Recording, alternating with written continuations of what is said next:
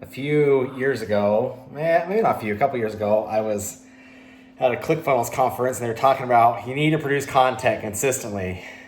And you think like, oh, that's easy, It's really hard, especially quality, which I don't think, maybe the content's quality, but like the editing and the artistic side's not so much. So it's really hard. The reason I say that, I missed last week because I'm busy and yeah, I'm today, like I had a lot of excuses. It's super busy and I don't know where my tripod is. So I'm literally holding this on my phone and you're going to get super dizzy with me spinning in this room down here. And, but in that conference, they also said your mess becomes your message. And I was like, okay, maybe we can do that. But anyway, update. Let's do a quick update on the business, then a story, and I'll get out of your hair and we can move on with bigger and better things. Things are going great. We hit our goal of 60 sales for the month and our goal was 39. Our goal was 39 sales. We're at 60 for the month. Now, I think our goal was 39 perfect packets. So I might have to reel that back a little bit in a few, like next week to see what we actually finished up with, like full complete deals. But most of those deals are full complete deals. So I'm pretty confident in 60 deals, which is good because we beat our goal by 21. At the end of the day, it'll probably be like 55 or something. So we still like cleared our goal. So that's good. So we are on track for 60 million still. And I feel like those early months are probably the most important. But a couple things that really helped us out that I'd like to share with you. The first thing is just physical space is such an important thing for people. Like, yeah, we live in like this more virtual world than we did before, but even in 2020, I think only 20-something% of the goods were bought online. 80% were still bought, retail goods were still bought in person. Like you'd think like it'd be more than that, but 80% was bought online. So people still live and like eventually we may get to more of that physical virtual space, but it's really going to be hard to like contradict tens of thousands of years of human existence as physical space beings, So the reason I bring that up is because so right now everybody's virtual. Everybody's always been virtual. But I had this idea. I was like, we just need to get all the ops people into the office. We need to get them into the office and we need to get them the culture, the experience, like everything down. And so that's what we did. We got everybody in the office and the first day was, a little awkward, getting used to, seeing everybody, but it's refreshing.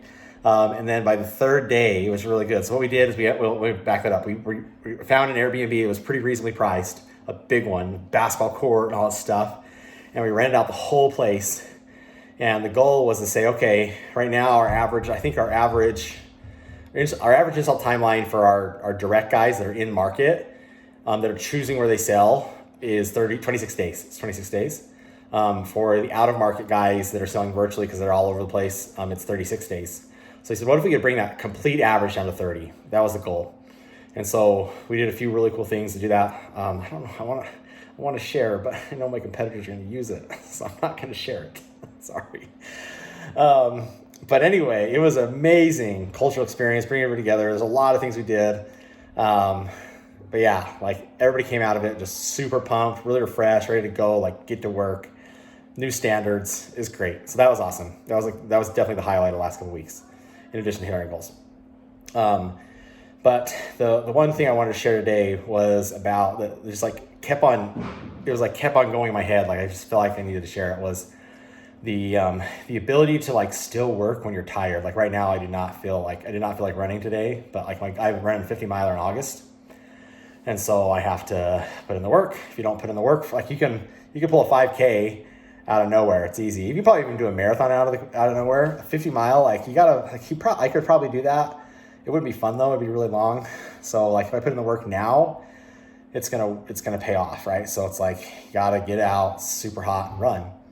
And just did it, and I literally just collapsed after I was done. I was like, I'm so done with this. And tomorrow's a 4-hour bike ride. So like if I struggle with a 6-mile run for an hour, a 40-mile bike ride up the Alpine Loop is gonna suck. But committed. But what I found, the story that really was like a watershed moment for me. So I ran cross country in high school, and I was like for distance runners, well, for most of the mid distance too, I was the fastest kid in high school. Now that's not saying a lot. If you look at my times, like some of you would be like, that's not that fast, but for a small school in Idaho, it's pretty fast. And so anyway, I had this anxiety about like being dethroned as the fastest kid in high school. So I always wanted to, I always tried to do my best as well. So I'd always get like, before a race, I identify that now as a nervousness and anxiety, but I didn't at that time. I just thought, I just put a lot of pressure on myself, and I'd get ulcers all the time. Like, I could not drink water because the ulcers were so bad, it hurt. Looking back now, like I have a lot of pressure on myself all the time, like all through senior year. But there was this one race, probably my favorite race I ever ran, was in Freeman Park, Idaho. So in cross country, they rate the courses. So the track, it's like a one track. You run all the same course every time, basically. With cross country though, you have like different courses, and you run 5K, and which is 3.1 miles. And some courses are super flat and easy. Some are downhill. Some are really hard. This was like the second hardest course in the state of Idaho, which for a mountainous place is like really hard. But it wasn't like where you think, like, it wasn't a mountain, it was Freeman Park. Whereas like Freeman Park was the reason it had hills was because it was an old trash dump, and they converted it into a park. And so there's these big trash mounds that they just covered with dirt. Anyway, reclamation, good story about that, but not for this time. Anyway, it was like our home track. And I remember the day before the meet, I got really sick. I had this nasty cold, like man flu. I don't know what it was. I was not feeling it. I did not want to do anything. When you feel sick, you just don't want to stay out. You don't want to get out of bed.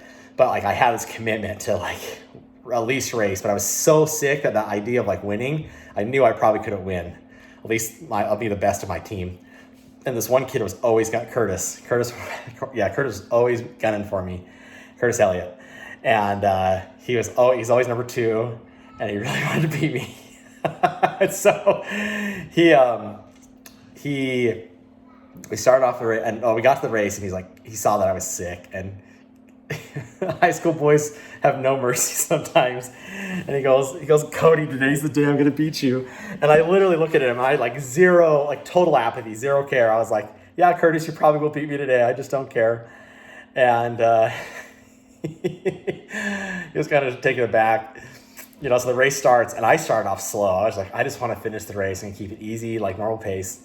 And as I got going, I got momentum and just kept going and was passing people. And I didn't even know where I was at in the race. I just tuned everything out and just focused on having a good run, just finishing.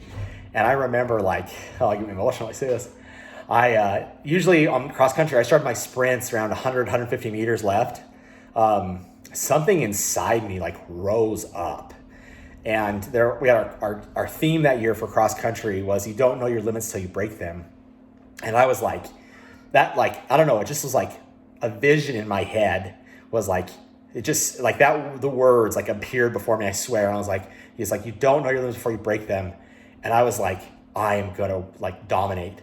And I, with 300 meters left, I started my sprint twice as early as I usually did. And I was just balling past people, hauling, just poof. And it's the finish is an uphill climb, so it sucks. And it's all thick grass, it's not like you're running on asphalt. It's really hard to turf around. And I just blew past. It was my best place I'd ever done. My second best time I'd ever done on the hardest course, one of the second hardest course in the state. It's faster than all my flat course times. And I was relieved it was done. I felt a lot better after that. But I learned that lesson. It's don't judge the outcome how you feel in the moment. You don't just because you feel something in the moment doesn't mean that should dictate how you at least try. Obviously there's the other parts don't put pressure on yourself and enjoy the journey. There's a lot of lessons you can pull from that, but for me it was just do it. Just ignore whatever's going on in your head, ignore what's happening, all the noise, even how you feel, the noise, the internal and external noise, and just run the dang race. Just work on what you're going to do that day, get as much done as you can, and be happy with that. And the crazy thing is if you just do that, Like, you're probably going to perform better than you ever performed and better than other people performed. I beat Curtis, by the way. He was so mad. I had ended up getting an injury in districts, and he ended up beating me. So he got what he wanted. I guess I was injured, but whatever. You lose, you lose. It doesn't matter if you're injured or not. Anyway, so as you go out this week, hope that helps. That's sometimes where I feel, it's like, it's tough, but get up to it anyway.